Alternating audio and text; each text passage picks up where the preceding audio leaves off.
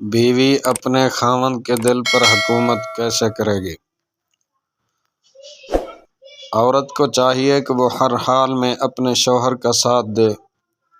کوئی گھر کا فیصلہ ہو، خاوند کی رائے ہو، کوئی معاملہ ہو، اختلاف رائے ہو، کوئی بندہ کچھ کہہ رہا ہے اور خاوند کچھ کہہ رہا ہو، تو عورت سیدھا سیدھا اپنے شوہر کا ساتھ دے۔ حضرت سیدنا عمر بن عبدالعزیز رضی اللہ تعالیٰ عنہ جب امیر المومنین بنے تو انہوں نے اپنی بیوی کو بلایا اور کہا کہ تمہارے والد بھی بادشاہ تھے، تمہارے بھائی بھی بادشاہ تھے، اور اب میں تمہارا خاوند ہوں، میں بھی وقت کا خلیفہ بنا ہوں، لیکن میں یہ سمجھتا ہوں کہ پہلے لوگوں نے بیت المال سے ضرورت سے زیادہ پیسے لے کر اپنے رشتہ داروں کو نوازا۔ میں چاہتا ہوں کہ وہ سب پیسہ بیت المال میں واپس کر دیا جائے، اور اس کی ابتدا میں اپنے گھر سے کرتا ہوں۔ تمہارے پاس یہ جو ہیرے موتی کی جیولری ہے، یہ سب تمہیں بیت المال میں واپس کرنی پڑے گی۔ اب دو چیزوں کو چن لو، اگر تم ان چیزوں کو نہیں چھوڑ سکتی تو مجھے چھوڑ دو، اور اگر مجھے نہیں چھوڑ سکتی تو ان چیزوں کو قربان کر دو۔ فاطمہ مسکرائیں اور کہنے لگی، امیر المومنین، میں اس سے کئی گنا چیزیں آپ کی خاطر قربان کر سکتی ہوں۔ تو یہ ہوتی ہیں نیک بیویاں جو اپنے خاوند کے دلوں پر حکومت کرتی ہیں۔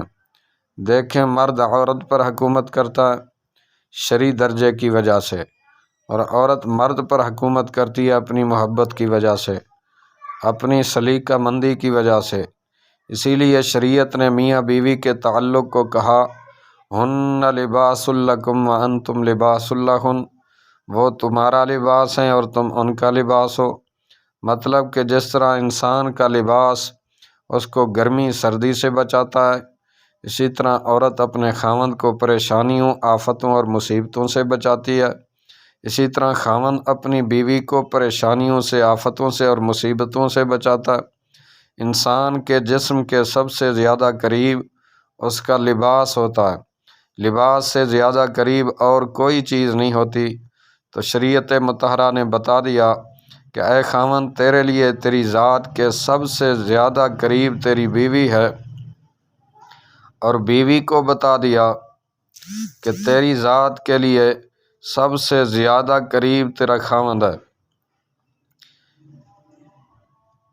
اس لیے جو عورت اپنے خاوند کی باندی بنے گی، اس کے ہر فیصلوں میں اس کا ساتھ دے گی اور اس کی خدمت میں پیش رہے گی، تو ان سب چیزوں کی بدولت بیوی اپنے خاوند کے دل پر حکومت کرے گی۔